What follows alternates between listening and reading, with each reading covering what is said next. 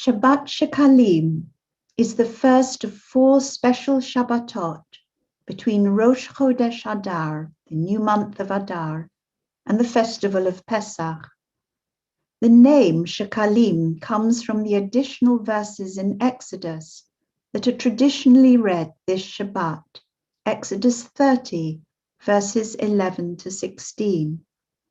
The verses begin in this way: Vayedaber Adonai el Moshe lemor, ki tisa et rosh bnei Yisrael lifkudehem, v'natnu ish kofer nafsho l'Adonai, bifkod otam.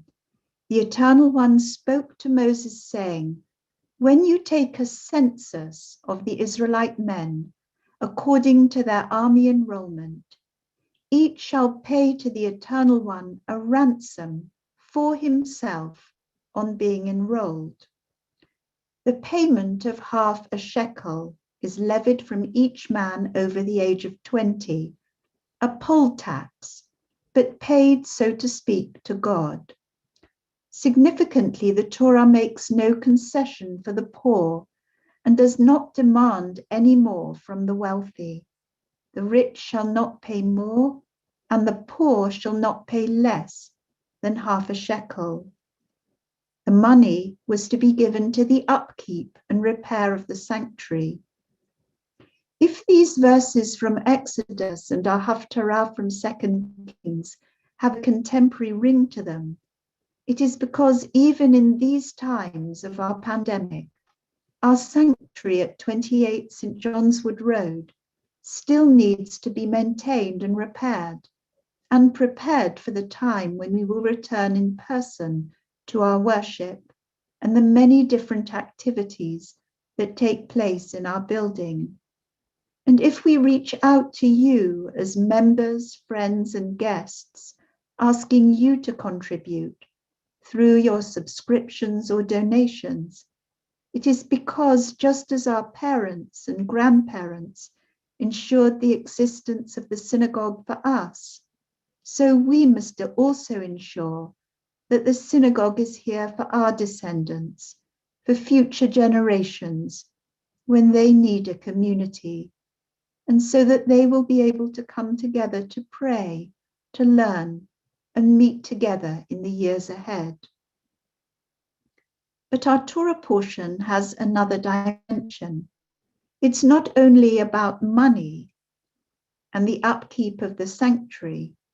This Torah portion from Shekalim that we didn't read begins with the command from God to take a census of the Israelite men prior to their military conscription. The kofer, the expiation money, is not only a form of atonement against the anticipated loss of life in war, it's also a warning about census taking. This passage from Exodus is connected to a story about David in 2 Samuel chapter 24, where David orders the commander of his army, Joab, to take a census of the people so that he may know the size of the population. Joab's a bit suspicious and questions the king, but David remains firm, and the general sets out with the officers of the army to take a census of Israel. Nearly 10 months later, they return with the result. There are 800,000 soldiers ready to draw the sword, and the men of Judah number 500,000. At this point, David realizes that he has sinned in taking upon himself the census and asks God to forgive him. A plague is sent by God on Israel, and 70,000 people die. David accepts responsibility. I alone am guilty, he says to God. I alone have done wrong, but these poor sheep, he says, referring to Israel, what have they done? Let your hand fall upon me and my father's house. David objects to collective punishment, which he feels is unjust. But the lesson from these verses is that the decisions of leaders have repercussions on their people.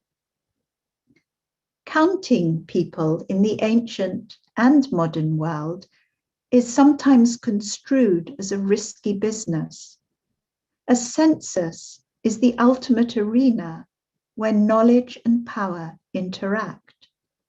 Such knowledge can be used for the planning of future policies and in making decisions about how to distribute public resources, but it can also be used for harmful purposes, as seen in fascist dictatorships, such as Nazi Germany or Vichy France.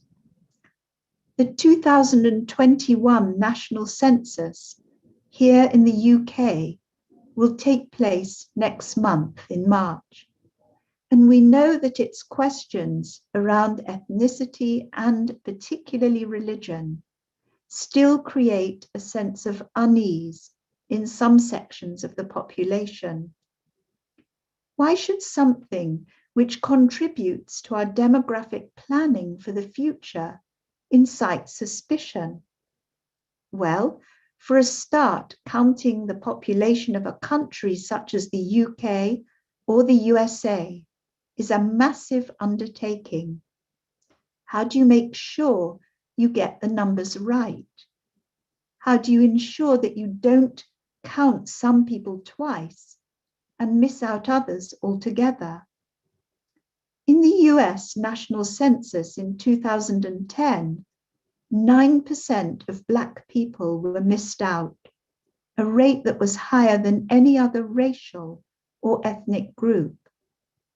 Missing out sections of the population means missing out on financial and other support for certain communities who may be deeply under-resourced. It is to counter distrust and suspicion that John Boyd of the Institute for Jewish Policy Research has written a short paper encouraging the Jewish community to tick the Jewish box, as he puts it. He goes on to say, it will take you barely a second. All it involves is putting a tick in a box, but it is one of the most important and consequential things you can do to contribute to the future of British Jewish life. The data it collects, he writes, will, and I quote from his paper, support planning in every walk of life, including health, education, housing, employment, economics, social inclusion, and political representation. There is not a single issue happening in Britain today that cannot be better understood in some way by referring to census data. Boyd cites care homes, school places, a charity that supports Jewish children with learning disabilities, and World Jewish Relief as examples of Jewish organizations that benefit from the census data. The scale and nature of anti-Semitism and intermarriage rates are also mentioned as issues that can be evaluated in the light of the census. But Boyd's tick the Jewish box hasn't pleased everyone. In an article in the Sunday Times at the end of January, the comedian and writer David Badiel writes that via a BAFTA survey, he was asked to fill in the Office for National Statistics 2021 census form.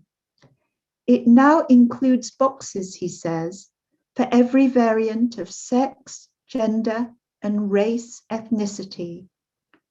The ethnicity section, he goes on to say, includes 3 different Black categories, 5 Asian, a number of mixed race white, Black and Asian options, Gypsy, Traveller, White Irish, and many others. But, he adds, there is no box under ethnicity for Jews. Jews are relegated to the any other box. And when Badiel tried to write Jewish in that box, it didn't work. Badiel identifies as Jewish, there is no doubt, but he doesn't wish to tick the Jewish box under the category of religion.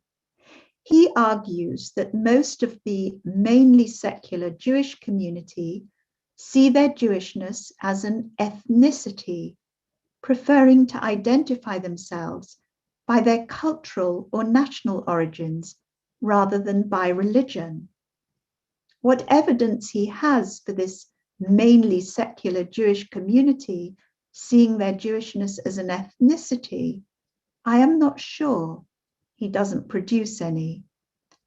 Badiel's observation is part of a wider argument in his book, appropriately named Jews Don't Count, about why anti-Semitism is being dismissed by progressives as a somehow lesser racism, and why identity politics seemingly ignores, or at least is less concerned with Jews.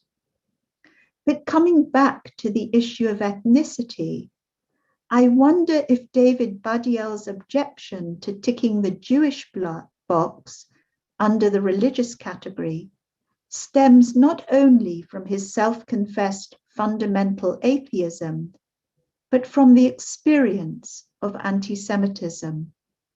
And that seems to me to be a risky response. How should we as Jews be counted? For our more overt cultural differences and national origins, which would make me part Lithuanian, part Austro-Hungarian, and going back a bit, maybe a little bit Iberian, North African, Babylonian, Palestinian? Or should we be counted by the ties of family, history, and community, which bind us together as Jews, whether we are born into Jewish families, create Jewish families, or are Jews by choice and become part of Jewish communities? If by religion, from the Latin ligare, which means to bind, we understand the word to mean that which binds us together, then it seems to me it can include atheist and agnostic Jews, as well as Jews who believe in God.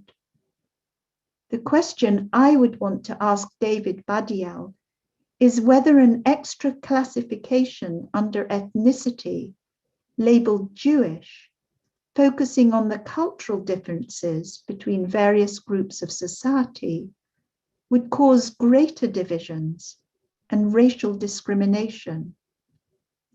Would it threaten the individual autonomy of Jewish communities and the privacy of our own religious beliefs and identities?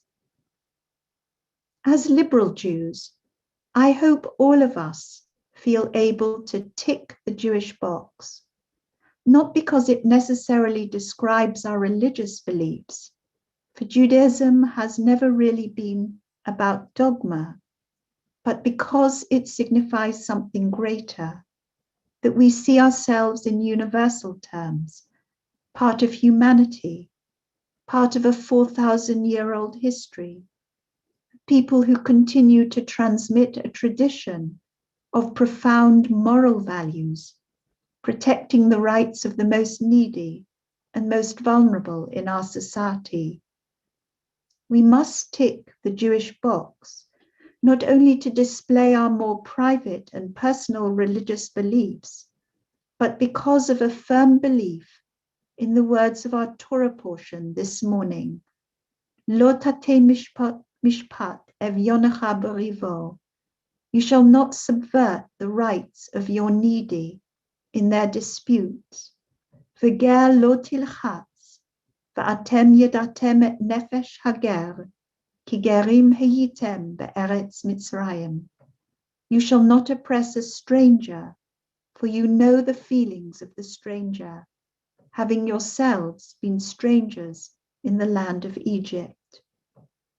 We are bound together as Jews, not because of our ethnic origins, for they are widely different among us, but because of our ethics.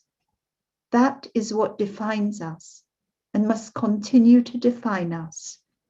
This is our passion, our loyalty, the core of our identity, an identity of morality and ethics that should make us tick the Jewish box.